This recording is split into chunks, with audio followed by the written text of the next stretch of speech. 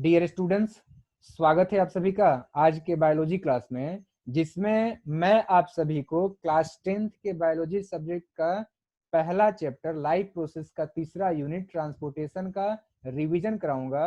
Actually इसके पहले मैंने ट्रांसपोर्टेशन को काफी डिटेल्स में पढ़ा दिया हुआ है। अब हम लोग रिवीजन करना स्टार्ट करते हैं। देखो, हम ये जानते हैं कि किसी भी जीव का शरीर सेलों से मिलकर बना होता है और इन सभी सेलों को उनके सर्वाइवल के लिए, उनके मेंटेनेंस के लिए, साथ ही साथ उनको उनके अंदर में होने वाले वाइटल एक्टिविटीज को करने के लिए organic food, oxygen, water and minerals की आवश्यकता होती है। इनमें से कुछ इसेंशियल सब्सटेंसेस उनके बॉडी के कुछ स्पेसिफिक साइट्स से, यानी कुछ खास हिस्सों से एब्जॉर्ब किए जाते हैं, जबकि दूसरे पदार्थ उनके बॉडी के द्वारा इन सभी खास इन सभी खास जगहों के अलावा दूसरे जगहों पर सिंथेसाइज किए जाते हैं, प्रिपेयर किए जाते हैं, बनाए जाते हैं। इन्हीं दोनों पॉइंट को हम लोग एग्जाम्पल के माध्यम से समझते हैं। देखो, प्लांट जो है वो रूट के माध्यम से सॉइल से वाटर एंड मिनरल जैसे पदार्थों को एब्जॉर्ब करते हैं, और ये जो वाटर है ये लीफ के अंदर में फूड को प्रिपेयर करने में प्लांट का हेल्प करता है। वही दूसरा एग्जांपल देखते हैं एनिमल में। तो एनिमल्स जो है वो अपने एलिमेंट्री कैनाल में से डाइजेस्टेड फूड को लेते हैं और ले करके इनको सप्लाई कर देते हैं अपने शरीर के सभी लिविंग सेल में।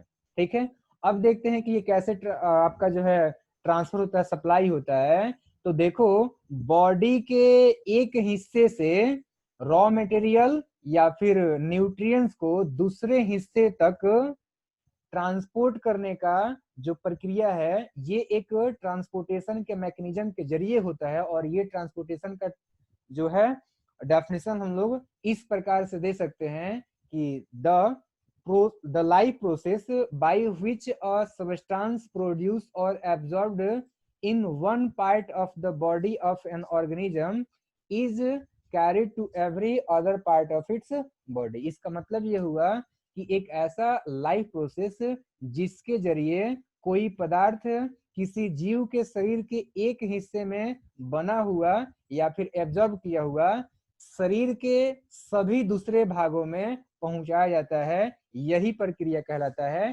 ट्रांसपोर्टेशन। और ये जो प्रक्रिया है ये इस बात को दर्शाता है कि किसी जीव के लिए डिफरेंट सब्सटेंसेस को शरीर के सभी पार्ट्स में कैरी करने के लिए, पहुंचाने के लिए कुछ स्पेशल टिश्यूज और ऑर्गन्स का आवश्यकता होता है, रिक्वायरमेंट होता है। खासकर के बात करें तो जो लार्ज ऑर्गेनिजम्स होते हैं उनको उनके बॉडी के सभी सेलों में ऑक्सीजन या फिर वाटर, फूड एटसेट्रा को पहुंचाने के लिए, सप्लाई करने के लिए जो है एक ट्रांसपोर्ट सिस्टम का आवश्यकता होता है। इस प्रकार से इन सभी ऑर्गेनिजम्स को इनके बॉडी के एक पार्ट से दूसरे पदार्थों को, जैसे कि ऑक्सीजन या फिर वाटर है, फूड है, या फिर इन सभी के अलावा जो दूसरे पदार्थ हैं उन सभी को पहुंचाने के लिए, दूसरे उन सभी जगहों पर पहुंचाने के लिए जहां पर कि इनका उपयोग है, यहाँ पर जहां पर कि इनका रिक्वायरमेंट है, जरूरत है, उन सभी जगहों पर पहुंचाने के लिए स्पेशल टिश्यूज की आवश्यकता होता है। अब हम लोग जानेंगे कि प्लांट्स और एनिमल्स में किस प्रकार से उनके बॉडी के एक पार्ट से दूसरे पार्ट्स में इसेंशियल सब्सटेंसेस पहुंचाए जाते हैं। तो सबसे पहले हम जानेंगे ट्रांसपोर्ट सिस्टम इन प्लांट्स, यानी कि प्लांट्स में जो है ये कैसे ट्रांसपोर्टेशन का प्रक्रिया होता है। ओके, तो देखो, ये हम लोग जो है पहले से ही जानते हैं कि प्लांट के अंदर में इसेंशियल सब्सटेंसेस जो कि जरूरी होते हैं प्लांट के लिए, वो है carbon dioxide, water, oxygen and minerals. और हम ये भी जानते हैं कि ये सभी पदार्थ जो है प्लांट के बॉडी के अंदर में जो है प्लांट के बॉडी के बाहर से सप्लाई किया जाता है। इसके अलावा जो दूसरे पदार्थ हैं जो कि प्लांट के सेल के लिए जो है जरूरी होते हैं, वो है फूड और हार्मोन्स। और ये जो दोनों पदार्थ हैं ये एक्चुअली प्लांट के द्वारा जो है खुद ही उनके बॉडी के अंदर में तैयार किया जाता है। और यही कारण है कि प्लांट के अंदर में ट्रांसपोर्टेशन का जो प्रोसेस है वो लेस इलेबोरेटेड होता है एनिमल के तुलना में। ओके, और इस प्रकार से ये स्पष्ट होता है कि प्लांट के बॉडी के अंदर में जो है ट्रांसपोर्ट का तो आवश्यकता होता है, ताकि जो उनके लीफ के अंदर में बना हुआ खाना है, फूड है, उसको उनके बॉडी के डिफरेंट डिफरेंट सभी भागों में पहुंचाया जा सके। तो ट्रांसपोर्ट का तो है, आवश्यकता तो है, लेकिन एनिमल की तुलना में लेस इलेबोरेटेड होता है transport system, transport process. Okay, इसके अलावा बात करें तो हमने पहले ही ये पढ़ लिया हुआ है कि किस तरीके से प्लांट ऑक्सीजन और कार्बन डाइऑक्साइड को फोटोसिंथेसिस और रेस्पिरेशन के प्रोसेस से एब्जॉर्ब करते हैं। और इस प्रकार से ये क्लियर है कि प्लांट को एटमॉस्फेयर से इन सभी गैसेस को ऑब्टेन करने में किसी प्रकार का कोई प्रॉब्लम नहीं है। अब यहाँ पे क्वेश्चन ये खड़ा होता है कि प्लांट जो है किस प्रकार से पानी को एब्जॉर्ब करते हैं और किस प्रकार से वो फूड जो कि लीफ में बना होता है उसको डिफरेंट डिफरेंट बॉडी पार्ट्स में वो सप्लाई करते हैं। ठीक है, तो देखो इन दोनों ही प्रक्रियाओं के लिए, यानी कि पानी को एब्जॉर्ब करके ट्रांसपोर्ट करने के लिए और फूड जो कि लीफ में बना हुआ उसको ट्रांसपोर्ट करने के लिए दो प्रकार का ट्रांसपोर्टेशन का मीन्स पाया जाता है। और पहला है transportation of food and other substances, यानी कि हार्मोन जैसे एग्जांपल में हो जाएगा। और दूसरा है transportation of oxygen, water and minerals. अब ध्यान दो कि ये जो ए वाला जो है, इसके लिए आपका जो है फ्लोएम नाम का एक स्पेशल टाइप ऑफ टिश्यूज होता है। और वही बात करेंगे जो बी वाला था, यानी कि transportation of water and dissolve minerals, तो इनके लिए जो है प्लांट के बॉडी के अंदर में जाइलम नाम का टिश्यूज होता है। ठीक है, अब देखते हैं ये जो टिश्यूज हैं ये क्या होते हैं। ठीक है, तो देखो अभी मैंने आप लोगों को बताया था कि फूड को ट्रांसपोर्ट करने के लिए और वाटर मिनरल को ट्रांसपोर्ट करने के लिए दो प्रकार के जो है कंडक्टिव टिश्यूज पाए जाते हैं, वो हैं जाइलम और फ्लोएम। ये जो आपका जाइलम होता है इसके जरिए वाटर एंड डिजॉल्व मिनरल को एक जगह से दूसरी जगह तक ट्रांसपोर्ट किया जाता है, और फ्लोएम जो है वो फूड और हॉर्मोन्स वगैरह को ट्रांसपोर्ट करता है। ठीक है, तो अब एक एक करके हम लोग इन दोनों ही प्रकार के कंडक्टिंग टिश्यूज का स्टडी करेंगे। देखो जाइलम जो है वो एक्चुअली एक कॉम्प्लेक्स टिश्यूज होता है जिसके चार प्रकार पाए जाते हैं। पहला है जाइलम फाइबर, दूसरा हो गया जाइलम पैरेन्काइमा, तीसरा है जाइलम ट्रैकिड्स और चौथा है जाइलम वेसिल्स। अब एक चीज और ध्यान रखो, ये वाटर के बारे में हमें जानना बहुत जरूरी है, क्योंकि वाटर जो है वो एक बहुत ही इंपॉर्टेंट सॉल्वेंट होता है जो कि बहुत सारे बायोलॉजिकल प्रोसेस में काम आता है, मेजर रोल प्ले करता है। जैसे एग्जांपल में बात करेंगे तो फोटोसिंथेसिस हो गया, ट्रांसलोकेशन हो गया, या फिर जो है बॉडी का जो इंटरनल कम्युनिकेशन होता है उसको मेंटेन करने में भी वाटर जो है मेजर रोल प्ले करता है, एक इंपॉर्टेंट सॉल्वेंट के रूप में। वही बात करेंगे अगर हम लोग पत्तियों में, तो पत्तियों में जो है ये वाटर फोटोसिंथेसिस के जरिए फूड को तैयार करने में हेल्प करता है, मदद करता है। साथ ही साथ बात करें तो डिजॉल्व मिनरल के साथ साथ ये पानी जो है रूट से लीफ तक पहुंचता है दो प्रकार के एलिमेंट्स के जरिए। और वो कौन कौन से हैं, तो वो हैं जाइलम टिश्यूज के दो प्रकार, दो एलिमेंट, वो हैं जाइलम वेसल्स और ट्रैकिड्स। ठीक है, और इन दोनों ही प्रकार के जो है एलिमेंट के बारे में हम लोग काफी डिटेल में स्ट्रक्चर इनके बारे में जो स्टडी करेंगे। ध्यान ये रखो कि ये दोनों जो मैंने अभी अभी नाम लिया है, जाइलम वेसल्स और ट्रैकिड्स का, ये दोनों जो है नॉन लिविंग कंडक्टिंग टिश्यूज होते हैं जिनके की वॉल काफी थिक होते हैं। ओके, सो चलिए इन दोनों के बारे में हम लोग डिटेल में स्टडी करते हैं। तो पहला हम लोग स्टडी करेंगे जाइलम वेसल्स के बारे में। ये जो जाइलम वेसल्स होते हैं वो actually non living and long tube होते हैं जो कि एक दूसरे से इंड टू इंड कनेक्टेड होते हैं। जैसा कि आप लोग यहाँ पे स्ट्रक्चर में देख रहे हो, एक जाइलम का यहाँ पर जो है वेसल्स है, और ये जो है इसके नीचे में एक दूसरे जाइलम के वेसल से कनेक्टेड है। इसी तरीके से दूसरा जो है तीसरे से, तीसरा जो है चौथे से कनेक्टेड होता है। ओके, तो उम्मीद कर रहा हूँ कि ये बातें आपको समझ में आ रहा है। देखो आगे बता रहा है कि इन सेलों का जो वॉल होता है वो एक्चुअली ब्रोकन होता है इंड टू इंड, ताकि जो है वो एक ओपन ट्यूब को क्रिएट कर सके, बना सके। साथ ही ध्यान रखो कि ये जो जाइलम वेसल्स है इनका ट्यूब आपका जो है रन करता है रूट से लेकर के पत्तों, स्टेम से होते हुए पत्तों के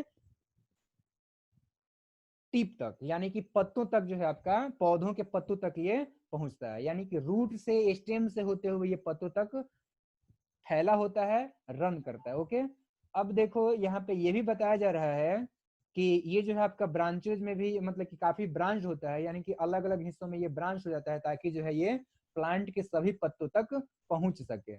और इसका जो वॉल होता है यानी कि जो जाइलम वेसल्स हैं, इनका जो वॉल होता है वो सेलुलोज और साथ ही साथ लिग्निन से बना होता है। और लिग्निन जो है वो एक हार्ड सब्सटेंस होता है जो कि स्टेम को खड़े रहने में यानी कि अपराइट रहने में जो है मजबूती प्रदान करता है ताकि स्टेम जो है वो खड़ा रह सके।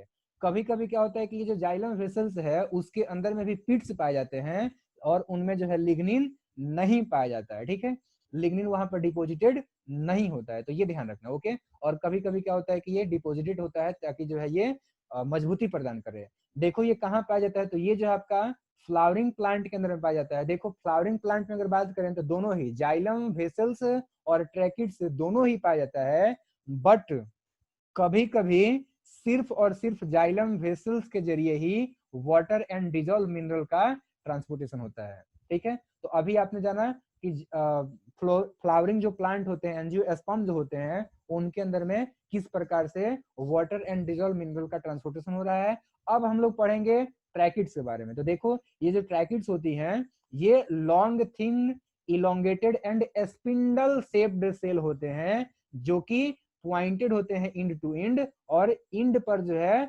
पिट्स होते हैं, ठीक है। और साथ साथ इनका ध्यान रखो कि इनका जो वॉल होता है ये भी थिक होता है।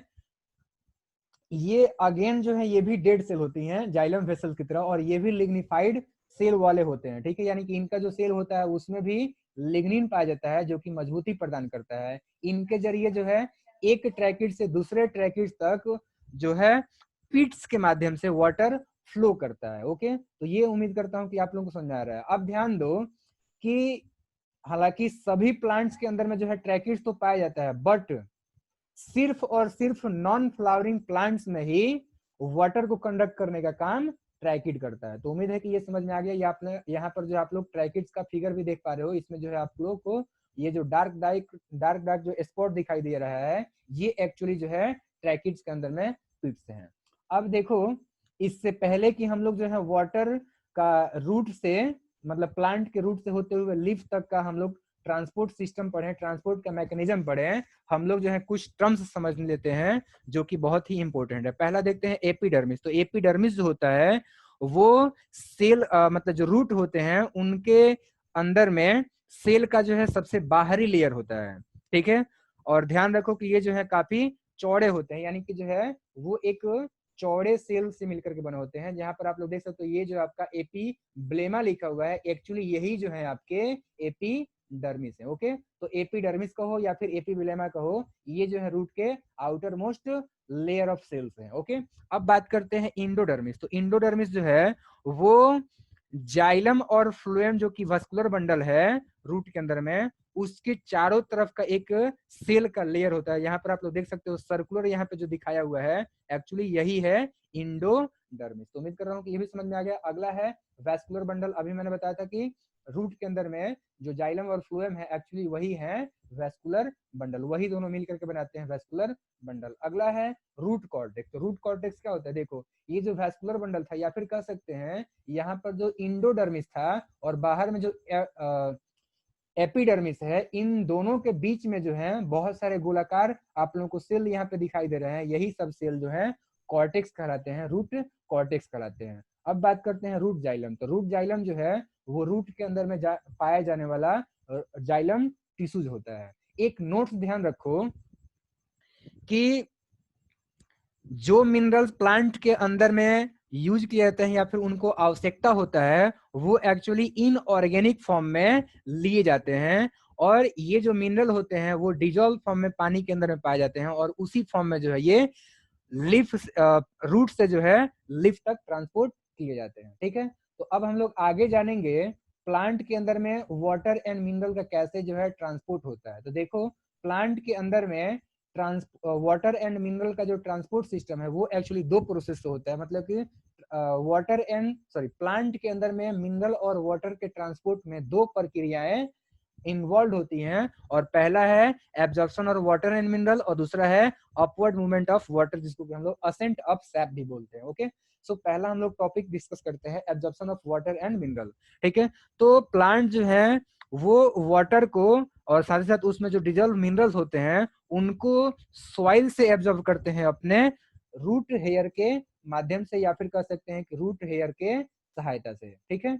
और ये जो है जो वाटर इन्होंने एब्जॉर्ब किया हुआ है, ये जाइलम के अंदर में जाइलम सैप के नाम से जाना जाता है, ठीक है। और यही जाइलम सैप जो है वो रूट से होते हुए, जाइलम वेसल से होते हुए, जो है स्टेम से होते हुए लीफ तक कैरी होता है, यानी कि जो आपका असेंट होता है, ये जो है ऊपर की तरफ में अपलिफ्ट होता है, चढ़ता है। ओके, सो प्लांट जो है वो पानी को एब्जॉर्ब कर लेते हैं, साथ साथ मिनरल को जो है सॉइल से एब्जॉर्ब कर लेते हैं एक्वस फॉर्म में।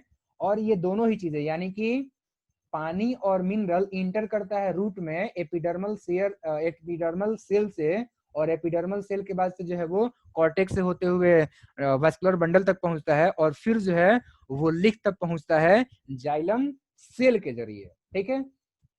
तो ये देखो, ये जो रूट हेयर होता है एक्चुअली ये क्या होता है कि डायरेक्टली जो सॉइल के अंदर में मतलब पार्टिकल्स के बीच में जो इंटरसेलुलर स्पेस होता है, या फिर कह सकते हैं कि इंटर पार्टिकुलर जो स्पेस होता है, वहां पर जो पानी होता है या डिजॉल्व मिनरल्स होते हैं उनको ये जो है एब्जॉर्ब करता है by the process of diffusion, यानी कि जो है मिनरल्स को या डिफ्यूजन के प्रोसेस के जरिए जो है एब्जॉर्ब करता है, ठीक है। वही बात करेंगे अगर हम लोग पानी का, तो पानी को जो है ये ओस्मोसिस के जरिए जो है आपका वो एब्जॉर्ब करता है, ठीक है। अब देखो यहाँ पे पानी का हम लोग एक एक करके डिस्कस कर रहे थे। देखो एक्चुअली ये क्या होता है कि पानी का जो मॉलिक्यूल्स होता है वो एपिडर्मल जो सेल होता है वहां पर एब्जॉर्ब कर लिया गया रूट के अंदर में, और वहां से उसको ट्रांसफर किया जाता है कॉर्टेक्स में, कॉर्टेक्स से जो है उसको इंडोडर्मिस से, और इंडोडर्मिस से जो है जाइलम वेसल्स में, और फिर जाइलम वेसल्स या फिर ट्रैकिट्स में, और इन्हीं जाइलम वेसल्स और ट्रैकिट्स के द्वारा जो है इसको स्टेम से होते हुए लीफ तक पहुंचाया जाता है, ठीक है। तो अब देखो क्या होता है कि ये जो मिनरल सॉल्ट्स हैं ये एक सेल से दूसरे सेल तक, ये जो वेसल्स हैं या फिर ट्रैकिट्स हैं, इनके जरिए ऊपर की तरफ में चढ़ते हैं, यानी कि पानी और मिनरल दोनों ही चीजें अपवर्ड डायरेक्शन में मूव करते हैं, और यही प्रोसेस जो है आपका कहलाता है असेंट ऑफ सैप, यानी ऊपर की तरफ में मूवमेंट, ठीक है। तो अब ये upward movement of water and minerals कैसे हो रहा है, इन सब के बारे में हम लोग डिस्कस करते हैं। देखो ये जो upward movement of water and mineral है, इसके लिए दो थ्योरी जो है काफी इंपॉर्टेंट है। ये दोनों थ्योरी जो है इस upward movement of water and mineral को एक्सप्लेन करते हैं, और ये दोनों थ्योरी हैं रूट प्रेशर थ्योरी, और दूसरा है आपका जो है कोहिजन टेंशन थ्योरी, या फिर कह सकते हैं हम लोग ट्रांसपिरेशन पुल, ठीक है। तो एक एक करके हम लोग दोनों के बारे में डिस्कस करेंगे। देखो अगर बात करेंगे रूट प्रेशर थ्योरी के अकॉर्डिंग, तो इसके अकॉर्डिंग रूट जो होता है वो पानी को एब्जॉर्ब करता है और प्रेशर को एग्जर्ट करता है, मतलब प्रेशर क्रिएट करता है, रूट प्रेशर जिसको कि हम लोग बोलते हैं। और ये जो रूट प्रेशर है ये पुश करता है पानी को ऊपर की तरफ में। बट ध्यान ये रखना कि ये जो थ्योरी है ये सिर्फ और सिर्फ छोटे छोटे हार्बेसियस प्लांट के लिए ही एप्लीकेबल है, बड़े बड़े जो ट्रीज होते हैं उनके लिए एप्लीकेबल नहीं है। तो उन बड़े बड़े ट्रीज के अंदर में जो है हम लोग कोहिजन टेंशन थ्योरी या फिर ट्रांसपिरेशन पुल के जरिए हम लोग एक्सप्लेन कर सकते हैं, समझा सकते हैं। तो देखो कोहिजन टेंशन जो थ्योरी है वो एक्चुअली पानी के अपवर्ड मूवमेंट के लिए रिस्पॉन्सिबल होता है, बड़े बड़े प्लांट में या फिर छोटे प्लांट में भी इसको हम लोग कह सकते हैं। ओके, तो देखो एक्चुअली क्या होता है कि ये जो ट्रांसपिरेशन पुल है ये एक प्रक्रिया के द्वारा होता है जो कि ट्रांसपिरेशन कहलाता है। ट्रांसपिरेशन क्या है, तो ट्रांसपिरेशन का हम लोग डिफाइन कर सकते हैं कि the loss of water from the leaves which creates a the loss of water from the leaves is called transpiration, ठीक है। और ये जो ट्रांसपिरेशन का प्रक्रिया है एक्चुअली ये क्या करता है कि एक सक्शन आपका जो है पुलिंग क्रिएट करता है जो कि पानी को ऊपर तरफ में खींचता है, वाटर सैप को जो है जाइलम सैप को जो है अपवर्ड डायरेक्शन में खींचता है। तो यही आपका जो है ट्रांसपिरेशन पुल है या फिर कोहिजन टेंशन थ्योरी है, ठीक है। यहाँ पर हालांकि डेफिनेशन दे भी दिया है, the process of evaporation of water from the leaves of a plant is called transpiration. ये मैंने पहले ही समझा दिया था, ठीक है। अब इसको हम डिटेल्स में देखेंगे कि ये कैसे एक्चुअली होता है। देखो एक्चुअली क्या होता है कि प्लांट के सरफेस पर जो है छोटे छोटे आपके जो है पोर होते हैं जिसको हम लोग एस्टोमेटा कहते हैं, और इन्हीं एस्टोमेटा के खुलने और बंद होने की वजह से जो है ये लॉस ऑफ वाटर होता है, इवेपोरेशन होता है। क्योंकि ये जो सेल होते हैं वाटर को लॉस करते हैं। अब जब ये पानी जो है ये सरफेस ऑफ लीफ से बाहर निकलता है तो होता ये है, एक सेकेंड, हाँ मैं अभी ये बता रहा था कि वाटर जो है जब लीफ से लॉस करता है तो वाटर जो है वो जाइलम वेसल से ऊपर की तरफ में चढ़ता है, और ये जो है किस प्रक्रिया के तहत चढ़ता है, तो ये जो है आपका ओस्मोसिस प्रक्रिया के तहत चढ़ता है। जैसे जैसे आपका जो है लॉस ऑफ वाटर होता जाता है वैसे वैसे जो है ओस्मोसिस के तहत, ओस्मोसिस की प्रक्रिया के द्वारा जो है पानी ऊपर की तरफ में चढ़ते जाता है। इस प्रकार से वाटर जो है कॉन्स्टेंटली यानी कि लगातार नियत रूप से जो है जाइलम वेसल्स के जरिए ऊपर की तरफ में यानी कि पत्तों तक रूट से जो है पानी ऊपर की तरफ में चढ़ते जाता है। और ये जो है आपका जो अभी मैं समझा रहा था, तो ये जो प्रक्रिया है ये एक्चुअली जो है प्रोड्यूस करता है एक प्रेशर को, एक्चुअली प्रोड्यूस नहीं, वो जो है आपका ऊपर का जो प्रक्रिया, ऊपर का जो आपका लीफ वाला पार्ट होगा, देखो ये हो गया लीफ वाला पार्ट, और नीचे आपका जो है जड़ हो गया यानी कि रूट वाला पार्ट हो गया, ठीक है। तो होता यह है कि ऊपर में जो आपका लो प्रेशर क्रिएट करता है और नीचे में जो आपका हाई प्रेशर क्रिएट होता है, ठीक है। अब लो प्रेशर और हाई प्रेशर आप लोग नहीं समझ पा रहे हो शायद, देखो ऊपर में जब पानी जो है आपका बाहर निकल गया, ठीक है, जब पानी जो है आपका बाहर निकल गया तो ऊपर में क्या होगा, ऊपर में जो है आपका यहाँ पर क्या होगा कि जो जगह होगा वो ज्यादा होगा, और पानी जब कम है तो यहाँ पर क्या होगा, यहाँ पर जो आपका प्रेशर कम है, जबकि नीचे की तरफ में प्रेशर ज्यादा है, तो आसानी से जो है नीचे की तरफ में नीचे से ऊपर की तरफ में पानी जो है चढ़ पाएगा, ठीक है। तो इस प्रकार से ये क्लियर है कि ट्रांसपिरेशन का जो प्रक्रिया होता है वो हेल्प करता है पानी को ऊपर की तरफ में चढ़ने के लिए, यानी कि असेंट ऑफ सैप के लिए। ओके, सो अब जो है हम लोग एक एक्टिविटी करेंगे जिससे कि ये हम लोग बेहतर तरीके से समझ पाए कि पानी ऊपर की तरफ में कैसे चढ़ता है, ठीक है। तो इसके लिए हमें क्या करना है कि दो ठो जो है हमें पॉट्स लेने हैं जिनका कि साइज सेम हो, और उसके अंदर में हमें क्या करना है कि उसके अंदर में पानी के अलावा जो है बात करेंगे तो उसमें जो है आपका सॉइल भी बराबर मात्रा में रखना है। तो हमें क्या करना है कि दो ठो जो है आपका पॉट्स लेना है और उसमें जो हमें सॉइल लेना है बराबर मात्रा में। अभी पानी का जिक्र नहीं किया गया है, ठीक है, अभी हमें ये चीजें ध्यान रखना है। ओके, अब देखो हमें क्या करना है कि एक के अंदर में हमें प्लांट लगाना है और दूसरे में जो है हमें एक स्टिक लगा देना है, ठीक है, बराबर हाइट का, ये हमें ध्यान रखना है। उसके बाद से क्या करना है कि जिसमें हमने प्लांट लगाया है उसको क्या करते हैं कि प्लास्टिक के एक कवर से जो है उसको कवर कर देते हैं और दूसरे को भी कवर कर देते हैं, और कुछ समय के लिए उसको जो हम लोग धूप में ले जा करके छोड़ देते हैं, या फिर ऐसे भी हम लोग छोड़ सकते हैं। तो हम कुछ देर के बाद से देखेंगे, आधे घंटे के बाद लगभग हम लोग देखेंगे कि वो जो प्लास्टिक का सीट है उसके इनर वाले साइड पे देखेंगे कि बहुत सारे वाटर के जो है ड्रॉप्स हमें दिखाई देंगे, ठीक है।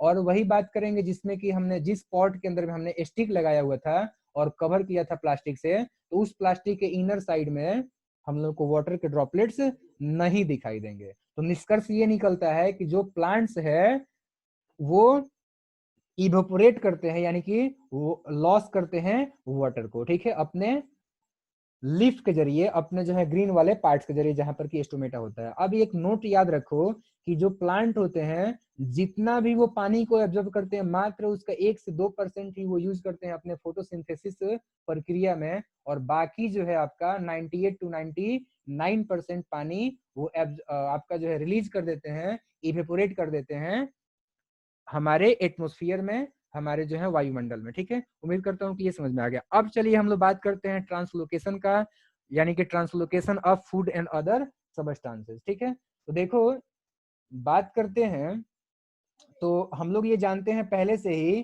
कि लीफ के अंदर में जो है कार्बोहाइड्रेट के बनने का प्रक्रिया होता है, यानी कि जो है कार्बोहाइड्रेट यानी कि फूड बनाया जाता है। दूसरे सबस्टांसेस जैसे कि हार्मोन्स हो गए, ये जो है पौधों के ग्रोथ और डेवलपमेंट के लिए जरूरी होते हैं, और ये भी जो है आपके रूट, मतलब देखो ये रूट में भी जरूरी होते हैं, सूट में भी जरूरी होते हैं, और कुछ खास जगहों पर ही, कुछ खास सेलों में ही ये जो है आपके बनते हैं। तो इनको भी जरूरत होता है ट्रांसपोर्ट करने के लिए सभी भागों में, जहां पर कि इनका जरूरत होता है उन सभी भागों में इनका जो है ट्रांसपोर्ट करने का आवश्यकता होता है। जैसे कि बात करेंगे तो रेस्पिरेशन को कंट्रोल करते हैं, ये मेटाबॉलिक एक्टिविटीज को कंट्रोल करते हैं। तो जहां पर इनको कंट्रोल करना है इन सभी प्रक्रियाओं को, वहां पर जो है इनको भेजने की आवश्यकता होती है, ठीक है।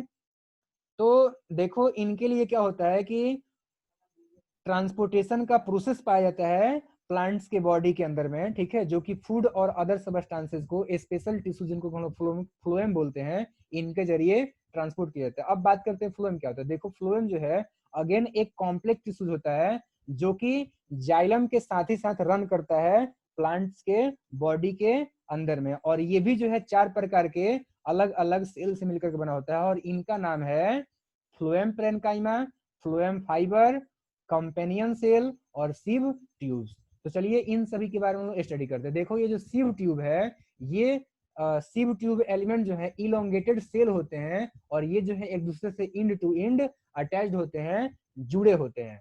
कभी कभी इनका जो साइड वॉल होता है वो जो है आपका इसमें जो है सिव पैलेट पाया जाता है। एक्चुअली कभी कभी क्या देखो इनका जो है एक जो इंड पॉइंट होता है और दूसरे सिव ट्यूब का जो इंड पॉइंट होता है, तो यहाँ पर जो है सिव प्लेट पाया जाता है। यानी कि यहाँ पे क्या होता है, जो सिव प्लेट होता है ना, इसमें क्या होता है कि बहुत सारे पोर बन जाते हैं, ठीक है, और इन पोर से जो होते हुए क्या होता है कि बहुत सारे सोल्यूबल सबस्टांसेज पानी में जो डिजॉल्व होते हैं वो एक सिव ट्यूब से दूसरे सिव ट्यूब में आपके जो है पास कर जाते हैं, एक साइटोप्लाज्म से दूसरे साइटोप्लाज्म में जो है आपका ये पास कर जाते हैं। अब ध्यान रखो कि ये जो सिव ट्यूब है ये डेड सेल नहीं होते हैं। हमने अभी पढ़ा हुआ था जाइलम वेसल्स का, ट्रैकिट्स का, वो जो है आपके डेड होते हैं, बट बात करेंगे अगर हम लोग सिव ट्यूब का, तो ये जो है आपका डेड नहीं होता है, ये जो आपके अलाइव होते हैं और इनके अंदर में साइटोप्लाज्म होता है, ठीक है, और बट इसमें ध्यान रखें कि इसमें जो आपका न्यूक्लियस